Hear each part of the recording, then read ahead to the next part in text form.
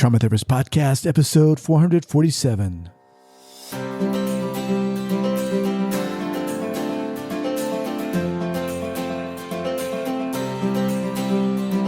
All right, guys, welcome to the Trauma Therapist Podcast. My name is Guy McPherson. My mission is to raise awareness of trauma and to support new trauma therapists just starting out on their trauma-informed journey. I do that through this podcast and my membership community, Trauma Therapist 2.0. If you're a therapist of any kind, interested in learning about trauma, and you're looking for support and inspiration, I invite you to check out Trauma Therapist 2.0 by going to traumatherapist2.com. That's traumatherapist, the number 2.com. All right, let's get started. This episode is sponsored by CPTSD Foundation.org. And one of the great things about, for me, about doing this podcast is that I get to speak to and work with amazing people. And Athena Moberg, the CEO and founder of CPTSDFoundation.org, is one of those individuals. This woman is on fire. I got to meet her several months ago here in San Francisco. We had breakfast together and just had a really great talk. And I got to learn about her foundation and what they're doing. They provide complex trauma survivors and practitioners with compassionate support, skills, and trauma-informed education. Athena works together with expert practitioners and treatment centers, offering daily touch points to anyone currently in trauma therapy or who wants a safe place to come, feel heard and validated between therapy appointments. Some of the resources they offer are daily recovery support, a healing book club. They have free support groups. They also offer this really cool thing where they can send you texts just to encourage you and help you heal on your journey. So check them out at cptsdfoundation.org/trauma therapist podcast. Once again, that's cptsdfoundation.org/trauma therapist podcast. All right, guys, welcome back to the Trauma Therapist Podcast. Very excited to be continuing this series on managing in the current outbreak with Pat Ogden. Pat, welcome once again. Thank you, Guy. Pleasure. All right. With you. So Pat is a pioneer in somatic psychology and both founder and education director of Sensorimotor Psychotherapy Institute, an internationally recognized school specializing in somatic cognitive approaches for the treatment of PTSD and attachment disturbances. She's a co-founder of the Hakomi Institute, a clinician, consultant, international lecturer and trainer, and first author of Trauma and the Body, a Sensorimotor Approach to Psychotherapy. Her second book, Sensorimotor Psychotherapy, Interventions for Trauma and Attachment, is a practical guide to integrate sensorimotor psychotherapy into treatment of trauma and attachment issues. All right, Pat. So, let's start off here. How are you doing? I mean, just to set the context, we are right in the midst of COVID. Everyone's trying to manage, but so just want to see ask how you're doing. Personally, how I'm doing? That's a big question. I think, like everybody, there's a lot of stress with this pandemic. There's a lot of uncertainty, and I'm feeling it too. I think I've really had to up my self-care in order to manage it, which means long hikes every day. But, I'm one of the fortunate people who lives close to the Rocky Mountains in Boulder, Colorado, so I can get out to the wilderness, and I find that very resourcing. And when you say up your self-care, does that mean doing more hikes or more things? People are curious about what you do too. For me, it means doing more hikes, playing more music, making sure that I don't read the news before bed, putting myself on a bit of a diet with the news and the media. It also means staying really connected with friends and family. So I have Zoom tea time, cocktail hour, meals. My stepdaughter and I even watch movies together over Zoom. So really trying to keep that social connection. Because while we need physical distance, we're wired to connect. And I think for many of us, there's a lot of grief around not being able to connect Right. Right. with others. Yeah. Yeah. Thank you for sharing that. So let's, if we can, start with kind of a broad uh, perspective here. I'm interested in how you're perceiving this pandemic in a broad, general way, and then let's kind of dial it in to talk more about how maybe it's affecting individuals, or how you see it possibly, potentially impacting individuals and therapists and so forth. If we could start there. So, um, what is your perception in terms of how it's impacting us globally? Again, that's a pretty big question. And one of the things that I'm very aware of is, although many call this pandemic the great equalizer because it doesn't respect differences, it will, anybody who contracts the virus, is deeply affected. However, I think it's also really exposed the inequities in our culture in the United States and also globally, because the people who are affected the most are marginalized populations who have increased stress anyway and have more comorbid conditions like diabetes and high blood pressure, due to a great part because of their marginalized status. So I'm very aware that there are those of us who are privileged, who have advantages. We have medical care. We can physically distance. When I'm not in danger of losing my home and my job, whereas many people, they aren't able to get distance because they live in crowded quarters. They're not able to get medical care. They're having to take out loans to get food for their family. So for them, it's a much bigger trauma than it is for some of us. So in that way, it's not equal at all. And I think that's one of the things I'm really aware of, and that I hope globally that this opportunity will be taken to address some of the systemic oppression and how we are not, it's a trauma for all of us, right? It's a global threat to our safety. However, it affects different populations very differently. In terms of, a lot of people have talked about, well, as they do with all traumas in a sense, but this one in particular, yes, there are a lot of negative things going on with it and associations, but also opportunities. Where do you see this possibly or potentially being an opportunity for us?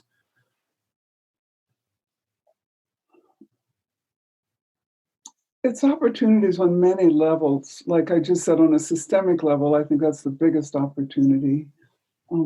It's also for many an opportunity to slow down, let the nervous system settle, because there's a lot of time with no agenda, because most of us aren't going to work, et cetera, et cetera. I think it's a real opportunity to appreciate uh, populations that we don't usually appreciate. Like I'm thinking of even the people who deliver my food, on Instacart, the people who drive Uber, the medical personnel, of course, and the people who are servicing the hospitals and the facilities. I think that there's an opportunity there. There's appreciation being shown to folks who usually don't get appreciation. Any stress offers opportunities to become resilient. And I think that's also an opportunity. People are learning, hopefully, new ways of coping and drawing on old ways as well. People are learning new ways to stay connected, for example, new ways to regulate arousal and so forth. Mm-hmm. So those are opportunities. And in terms of getting more specific in how this is affecting the individual, and even more specifically, therapists and how they're working, what is your feeling on how this current outbreak is impacting individuals and how therapists can work with them in a sense? One of the things I think about a lot is how to develop resilience, no matter where you fall, for example, on the privilege oppression spectrum.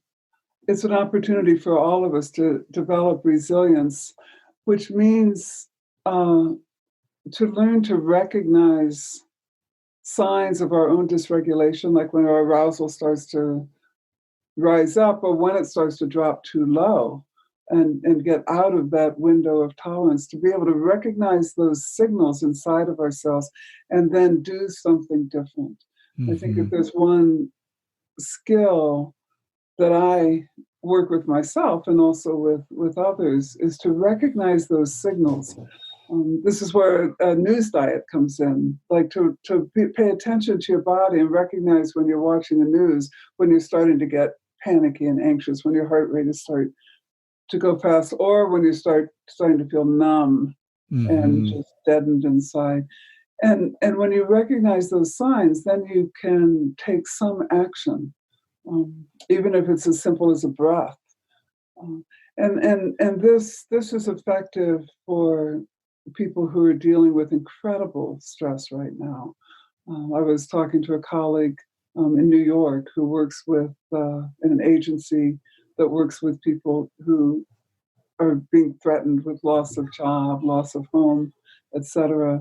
And we were talking about the importance of, for those people, noticing when your arousal goes up, and find something, a self-touch, getting grounded, some movement, something. And the reason that's so important outside of our own well-being is for our own immunity. We all need to strengthen our immune systems right now. And stress really weakens our immune system. And it's associated with more vulnerability to susceptibility to the virus and how it would affect us. So it's not just for psychological well-being, it's also for our physical well-being, that we learn how to find the resources that will help us regulate and therefore become more resilient.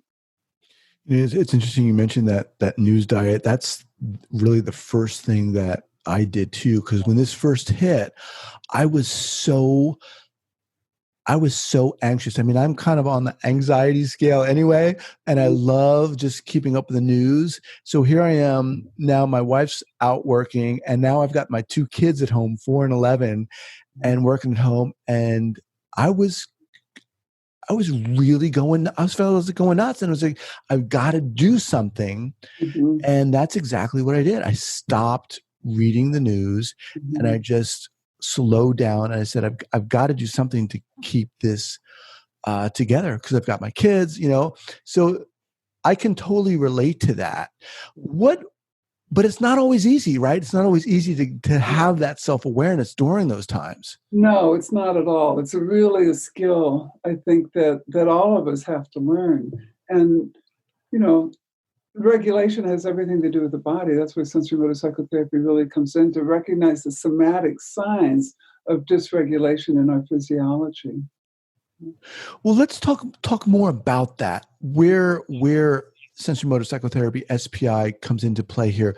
Can you break that down in SPI language of what you're recognizing, how you're paying attention, and so forth? Well, we work with awareness and mindfulness to help our clients notice the sensation in the body and to try to catch the signs of their sensation, say, before it's overwhelming.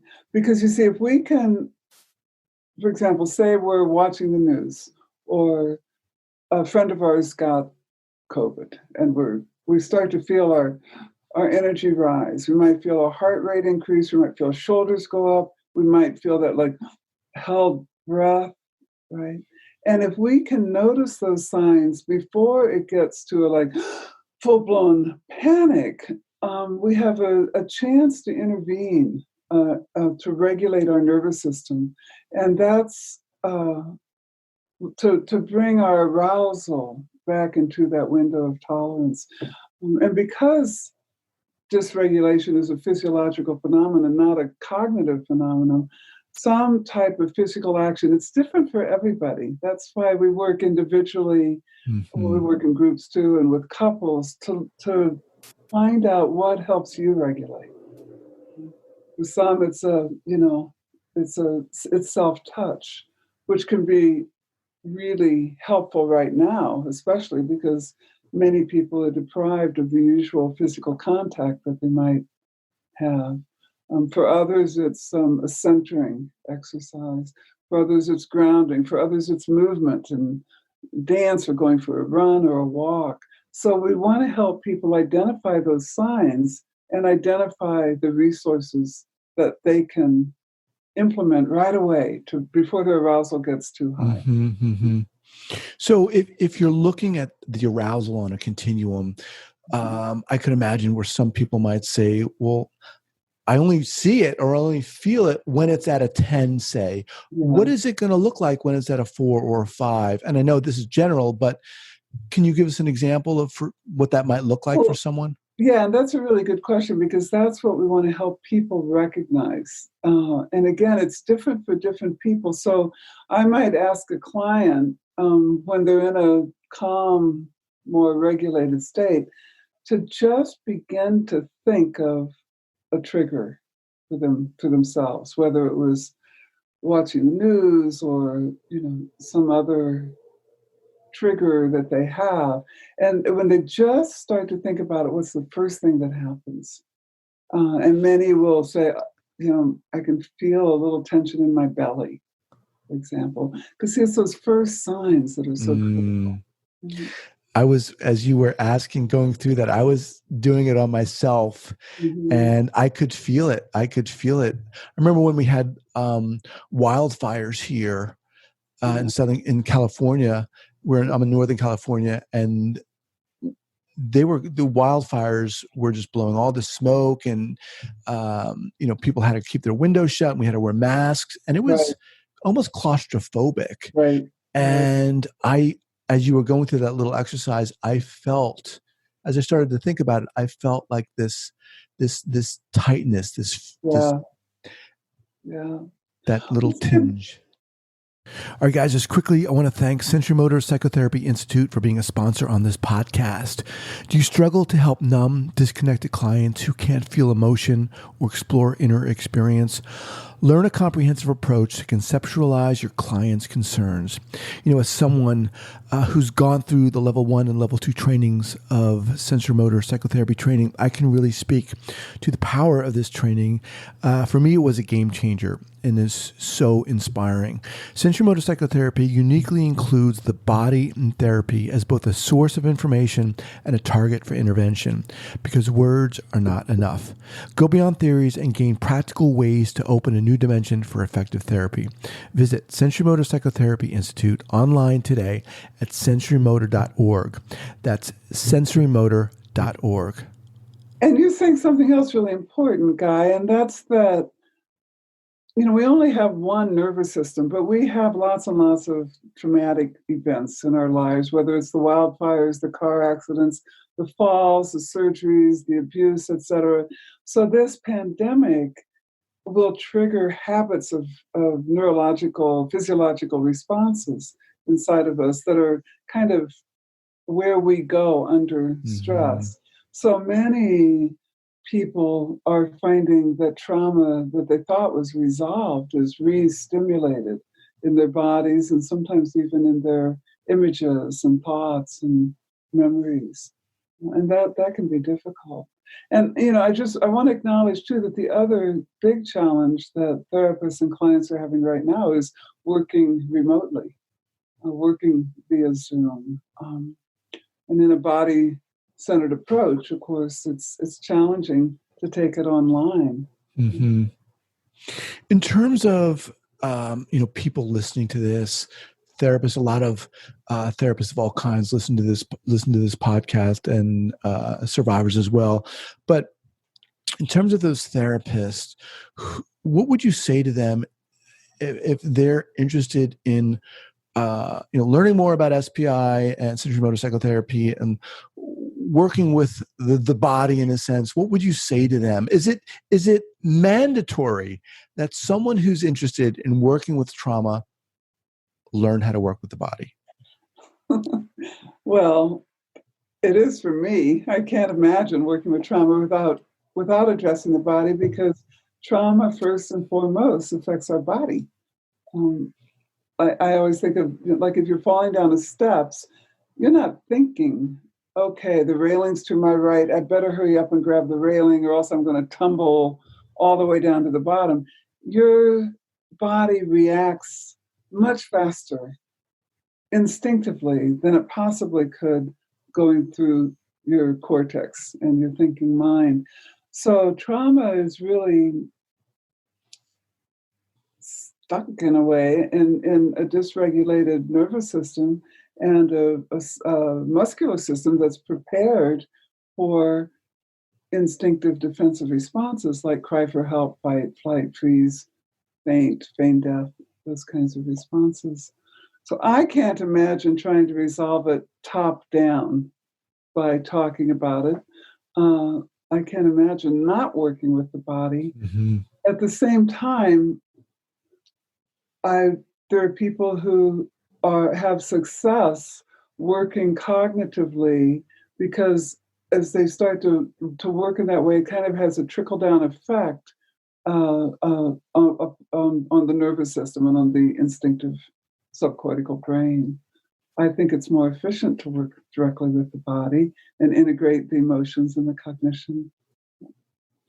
One of the things that has come up a lot is a lot of the different ways that people are managing during this time. There was a lot of talk initially, on social media about, well, we're going to have all this time alone, or we're going to be, sheltering in place. Let's, it's important to be efficient and proficient and learn a new hobby, learn a new skill. And I've also heard a lot of people talking about, now that we're spending all this time alone with ourselves, a lot comes up, and it's not always easy to, I'm with myself. More anxieties coming up, or other aspects of myself that maybe I prefer to hide by, going to the gym or doing X, Y, and Z. It's not always easy to be alone with ourselves. Yeah, yeah. I have a lot of thoughts about that. One is we've lost a lot in this pandemic. We've lost our connection, like you say, the aloneness. We've lost the ability to just go out when we want, whether it's to a bar or a coffee shop, to be with people, to be with our loved ones. So that is a huge loss. And a lot of us are feeling lonely. And on the other hand, this pressure to be productive during this time kind of drives me nuts, because there's an implicit judgment in that, like, if you're not productive now when you have all this time, you don't have good discipline and it's your fault, and there's this blame. So and a lot of people are thinking, well, I should be learning a new language, I should be doing things, should be writing that book or whatever. And I would say the most important thing is compassion. This emphasis on productivity is a Western capitalist emphasis, and it can be really debilitating for some people right now. So there's no one answer for anybody. People respond to this very individually. Some might be very successful at learning that new language, and that's great. Mm-hmm. Other people might be beating themselves up because they're not able to do that, and that just adds more fuel to the trauma fire. So I think the biggest thing is to be gentle, to treat yourself kindly, to be aware of your responses and take the best care that you can of yourself, Yeah. I mean, I really hear that. And quite frankly, that was something that I found challenging to do. I thought, during this time, I'll, try to be productive, because when this is over, we're still going to have that cultural lens through which many of us are looking through, and through which many people are looking at us, and I think, as you're saying here, to have that compassion, for me, it's really holding that compassion and continuing on with that compassion, even when this is over. So I really appreciate you saying that it's going to be different. How we move through this is going to be different for each of us, but to have that compassion for how we're doing it is really important. Yes, I think so. And I hope that compassion will extend beyond, the individual to almost like a felt sense realization that we are truly in this together, which means that the people who don't have even the luxury of having the time and the social isolation, the people who are still even working 2 and 3 jobs, because there are people doing that even in the pandemic. The single moms who have to go to work and have no one to care for their kids. I hope that we can extend the compassion to those less privileged, and find a way to address the effects of systemic oppression on our country and on our world. Yeah, I mean, I think that's good advice for everyone, but also for therapists, maybe who haven't yet, started studying sensorimotor psychotherapy, and for those people who, haven't started studying sensorimotor psychotherapy. What are a couple of things that you might suggest to them as they're working with clients during this time? And even more specifically, as they're doing it, like we're talking here over Zoom or something? Well, I would suggest that they go to our website, sensorimotorpsychotherapy.org, and click on the COVID resources. And there's a free webinar that has 2 parts on how to address working through the body via Zoom. The first part is with Bonnie Goldstein and myself, and then the second part I did alone, just to address some other issues. So there's a lot of information, and it doesn't cost anything. Aside from that, I feel like I'm kind of a broken record, because I feel like a body awareness for ourselves and our clients is really going to help us here. It'll help us keep that arousal in the window. So I would suggest maybe that therapists start to get curious about their own bodies and how they're holding this, and start to be aware of the triggers for their own arousal and their own physical responses. When do they get tight? And can they trace that to something specific where that started? Or can they be aware of their breath and notice when they're holding the breath or over breathing, starting to hyperventilate? If they can just start to notice those physical phenomena, that's the first step to empower us to be able to regulate. And I would also say, I was listening to Deb Dana, who works with Steve Porges, who's a good friend of mine, on the polyvagal theory, and she had a nice way of saying, if we look at a continuum where on the one hand there's that imperative to connect with our others, and then on the other hand there's also a need for solitude and calmness and self-nourishment and care, and to start to notice when we're where we are in that continuum, and when we're going off of the solitude side into loneliness. And for me, again, it's physical. How do you notice that? Like, what do you do when you start to isolate and feel lonely? Do you start to pull in? And is there another action you could make? Could you reach out to a friend or over Zoom, for example? So I appreciated her description of that continuum. What was her name again? Deb Dana. Deb Dana. Okay. I'll have her linked up. I'll also have linked up that those COVID series at the SPI website. But just for the benefit of the therapist listening to this, it's interesting when I asked you what you might suggest or advise gently for those therapists who are working with clients now, your suggestion was to be mindful of themselves as therapists. It wasn't something that they were doing for their client in a sense, right?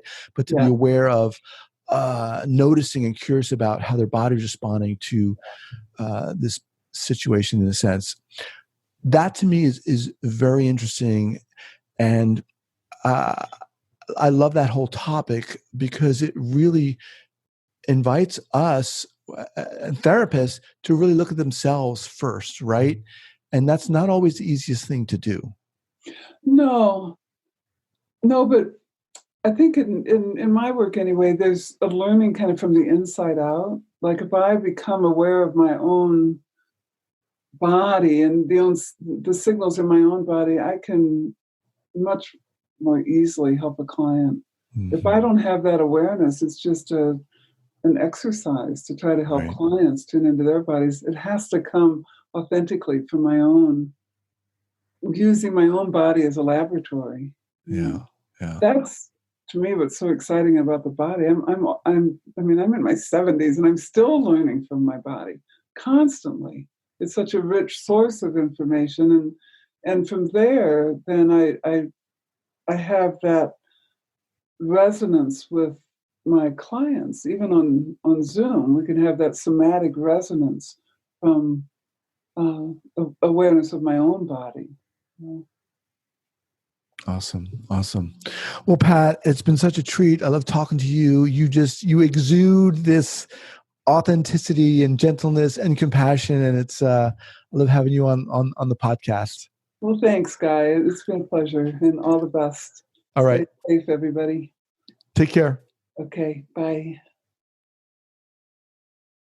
This episode is sponsored by CPTSD Foundation.org.